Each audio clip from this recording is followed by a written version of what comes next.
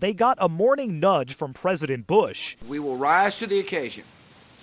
Republicans and Democrats will come together and pass a substantial rescue plan. And by late afternoon, we're flashing some optimism. I am convinced that by Sunday we will have an agreement that people ought to understand on this bill. Talks on saving the economic bailout plan began Friday in earnest here on Capitol Hill after dissolving into arguments and finger-pointing the night before. We're going to get this done and stay in session as long as it takes to get it done. A new urgency driven home following the largest bank collapse in American history. People are, if of any sophistication, are looking at the markets and saying, they're telling us we better do something, and they're telling it to us in pretty stark terms. There's been some give and take after a short House Republican boycott of negotiations. House Minority Leader John Boehner still pushing an alternative plan, one that will cost taxpayers less and force Wall Street to ante up, telling House Speaker Nancy Pelosi in a letter it needs serious consideration. Our goal here,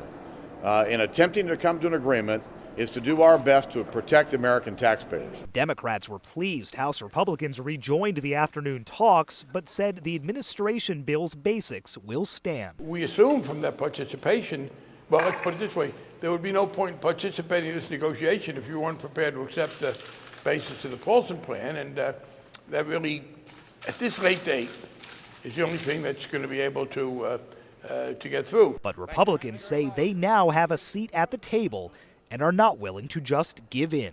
Clearly the Democrats have a majority in both houses of the Congress. If they want to do this by themselves, they can do this by themselves any minute they want to.